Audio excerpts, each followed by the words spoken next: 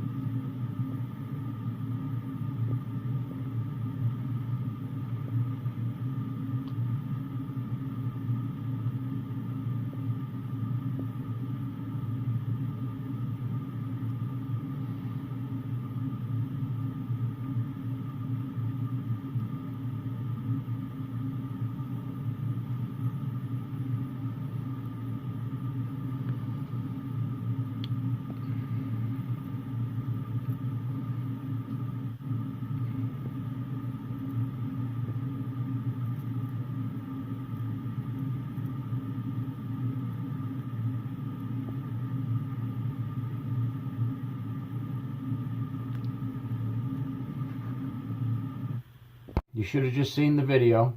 And what we know is, what we just saw, that an officer is being indicted and charged criminally with neglect or negligence for failure to provide help to an inmate that appears to need help. We saw another officer come up later. Now, he didn't seem to assess the situation too much, but at least he called somebody on the radio for backup. You could see him get his radio and call, so at least he did that. Where the first officer just kicked the bat, looked down at the inmate, and even made a hand gesture. It's almost, and I'm not putting words in anybody's mouth, but if you are sitting on a jury watching that video and you see his hand go like that, what do you think the jurors are going to think? Many jurors are going to think he's thinking, oh, the heck with it, or the heck with him, I don't give a darn. Well, folks, please, don't be lazy.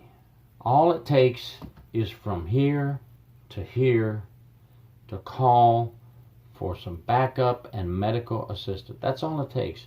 And you are good to go. You've called for backup medical assistance. Try to assess the situation, because when you have somebody down on the ground, you want to call in and say, I have a white male, approximately such and such age, he's in the fetal position, he's making these noises, he's not making these noises, he appears to be breathing. If you know the inmate's name, you want to announce that on the radio when you're calling for medical, because medical can already have somebody looking up his medical chart if they're doing what they're supposed to be doing, and they can be, one person in medical can be reviewing his medical chart to see if there's anything they need to know while some other medical personnel are on the way to respond. Everything we do is teamwork, working together with medical in union, and we want to do that. You want to give medical all the information you can, as well as your supervisors when you're calling for backup, and the officers can hear, okay, he is not being attacked by inmates. He's not in an altercation. He's not in any danger, but an inmate is apparently in danger of some type of illness. And they kind of know, or they need to know, everybody needs to know kind of ahead of time everything you could tell them. So as they're responding, medical's thinking what they're going to do, your backup is thinking what they're going to do. And this is alleged to be about a 2-hour ordeal before he got help. Now, I say alleged because I don't know. I can only go by a media report, which we know how that goes. That could be way off. It didn't look like 2 hours to me. It looked like the officer number 1 said the heck with it. Officer number 2 showed up, but maybe he was laying there prior to the first officer even getting there for a while. I don't know. We don't know. That'll all come out in the investigation and in the criminal investigation. Now, the warden was indicted because he is alleged to have told his officers to turn off their body cameras during the time they were dealing with this inmate after this was exposed. And he said he did it to protect the inmate from having any violations, HIPAA violations with medical issues. That may fly, it may not, I don't know. He is not being believed at this time. He is alleged to be trying to cover up the death of this inmate on this overdose. So that's where the warden is now. He's been indicted with criminal charges for that. It says a grand jury indicted former warden Eric Ivey in April, accusing him of ordering corrections officers to turn off their body cameras as they investigated how the inmate died. Ivey told investigators he ordered officers to shutter their body cameras to protect medical privacy, when his true purpose, is what this article says, it was to prevent the evidence from being used in an official proceeding. Now that's media talk. We don't know what his true purpose was. You know, let's give the man the benefit of the doubt until we get this investigation completed. But the media states when his true purpose was to impede evidence that may be found by criminal prosecutors. I don't know. We'll see on that one.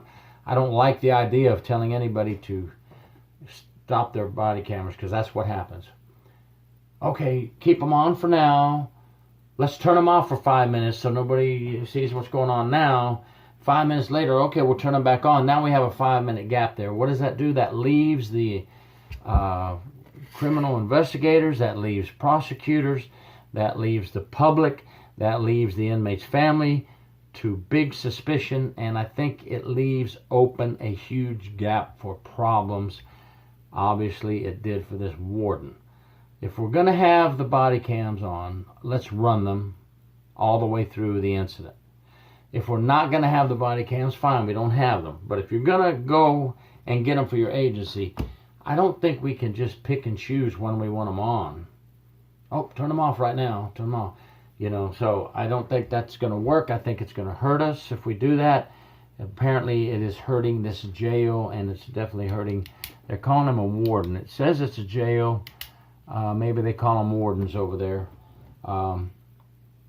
But we call our state prison wardens, and our county jail administrators chiefs. But anyway, that's here in Florida.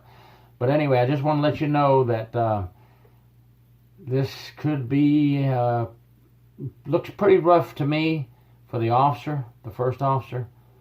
It's looking kind of bad for him. The warden, I don't know if he can wiggle his way out of it.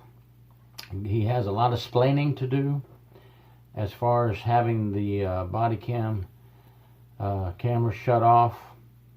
But anyway, the corruption investigation began, and we'll have to see what happens. The paper calls it a corruption investigation. I think we're looking at the officer as negligence. I don't know if corruption is a good word, but he's definitely got some negligence going on there. But again, there's two sides to every story. Let's let these folks tell their side of the story and see what happens. Thanks for watching True Prison Stories. Please